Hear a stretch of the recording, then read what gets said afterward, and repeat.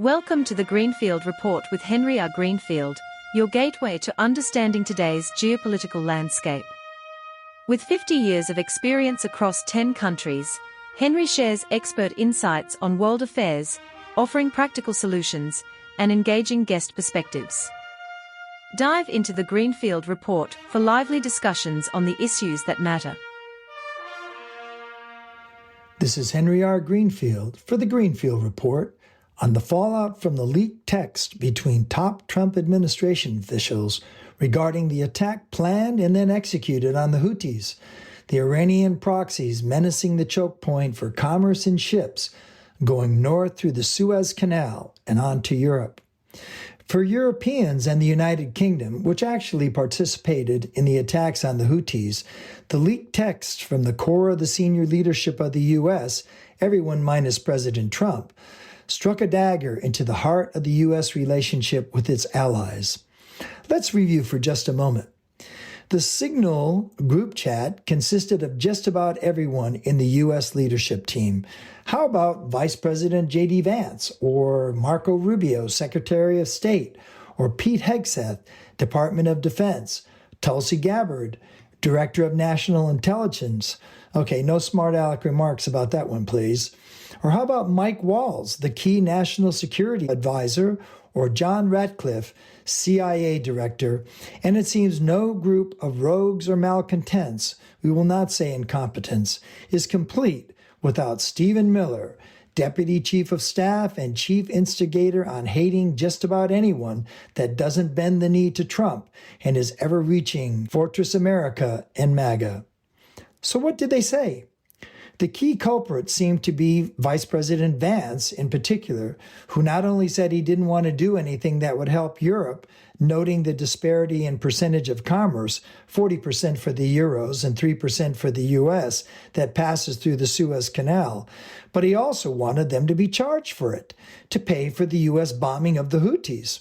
And of course, Pete Hegseth, who chimed in total agreement, but neither noted the fact that the Europeans were not even included in any of the discussions, nor, of course, the decision to bomb the Houthis.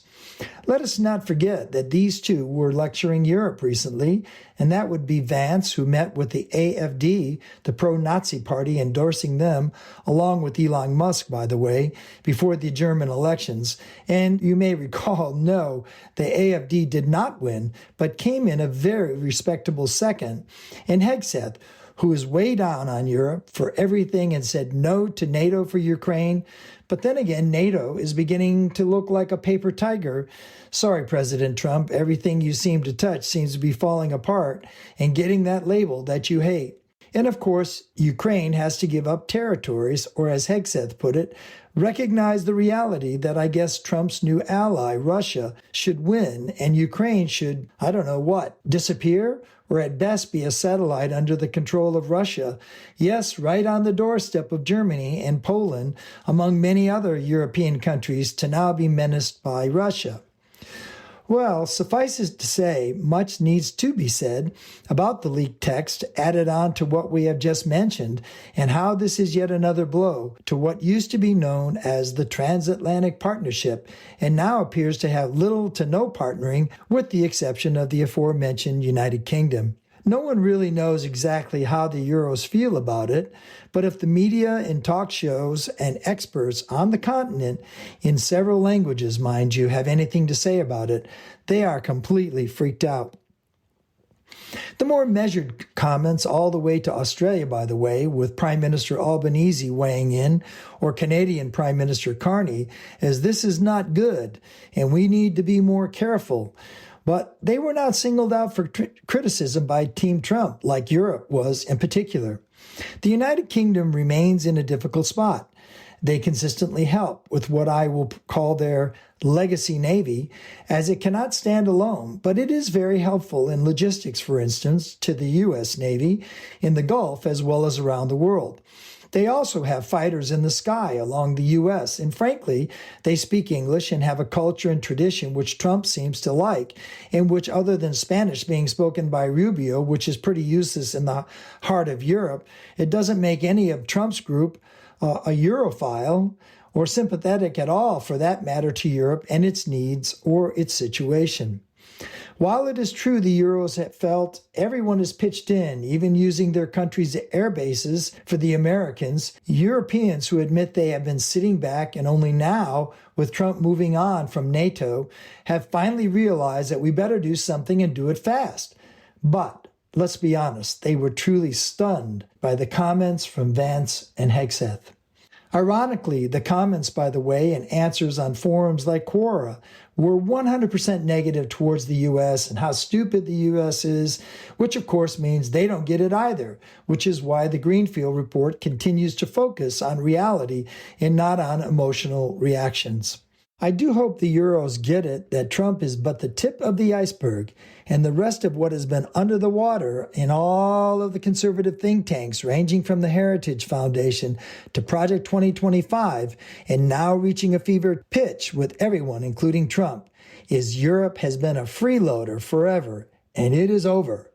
There is no right or wrong on this. It is about power. And who has it right now? Trump and the U.S. and his team, and they do not like Europe. This is no longer one of those put money into NATO ideas or proposals and it will go away. Events have and are moving beyond that in what the NATO budget increases, still not addressed by the way, now must be seen as a simple or a simplistic solution compared to the real issues facing Europe. So what are the Euros going to do about it? Cry or yell or complain or what? I don't know. How about build a navy? A European navy, you might ask? In case you haven't noticed it, none of the Europeans outside of the French or the Brits have had much of a navy in over 100 years. The Germans do build a few ships, but nothing on the scale of the Americans. And who else is there?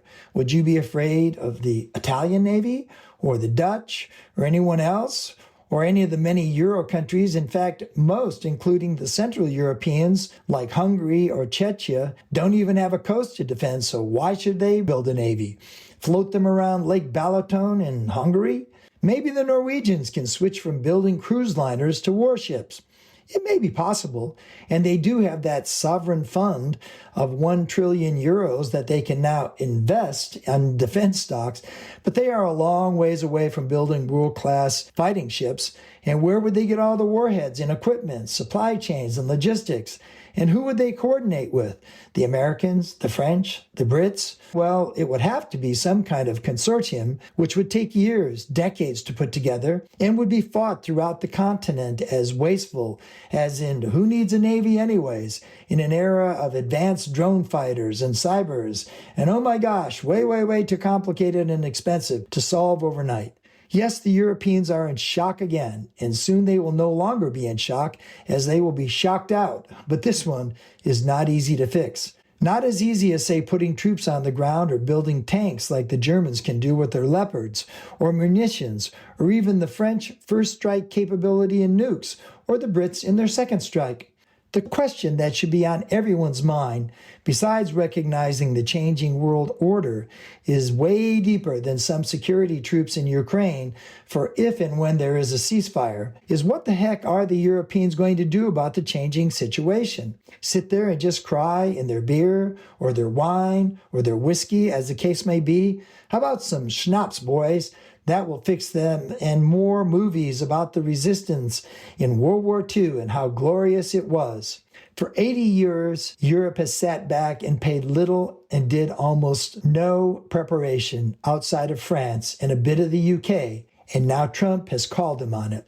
And the new generation of conservatives in the United States are going to do exactly as I predicted in previous Greenfield reports. At the minimum, they are going to charge Europe mercenary style for their protection. And by the way, before you even bring it up, don't even mention Israel, as they have moved on. The Israelis obviously get it. Netanyahu understands, as the so-called settlers were out attacking Arabs on the West Bank last night, and soon Israel will be shipping 2 million or more people out of Gaza to somewhere, anywhere but in Israel. And you can forget about a two-state solution, not on Israel's territory, which is decidedly expanding in the golden age of Trump. As in, how about breaking up Syria into what Israel has now termed the so-called autonomous regions? I can't wait to hear what Israel's solution is for Iran, as if we noted in previous Greenfield reports on nuclear proliferation, if there is ever to be found out to having an operable nuke. At a minimum, bombing of any facilities, and do you think Israel will stop there? And what about Saudi, the new best friend of Trump? Oh yeah, they are going to get more bases, and who knows, maybe become a substitute as Trump downgrades the giant Ramstein hub in Germany and turns the Saudi desert into an even more important hub for the United States military reaching around the world.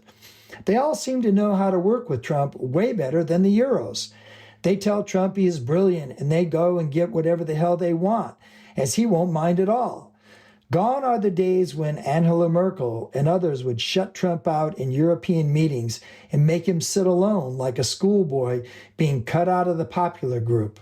Well, the popular group is no longer popular, and I am sure JD and all of his Yale hillbilly glory and his buddy Stephen Miller are calculating right now how much is Europe going to pay for protection. And trust me, it is not going to be cheap.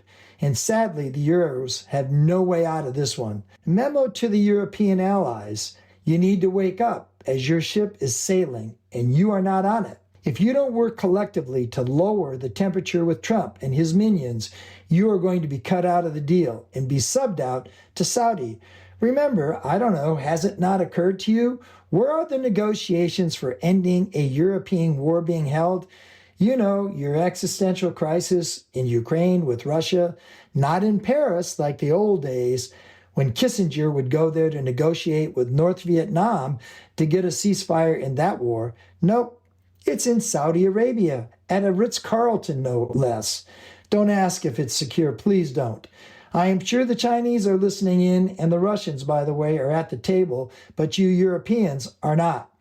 Get the picture? This is Henry R. Greenfield, signing off for the Greenfield Report. Thank you for joining us on the Greenfield Report with Henry R. Greenfield. We hope today's insights into the ever-shifting geopolitical landscape have sparked your curiosity and broadened your perspective. Stay connected with us for more in-depth discussions and expert solutions. Until next time, keep exploring the world beyond the headlines.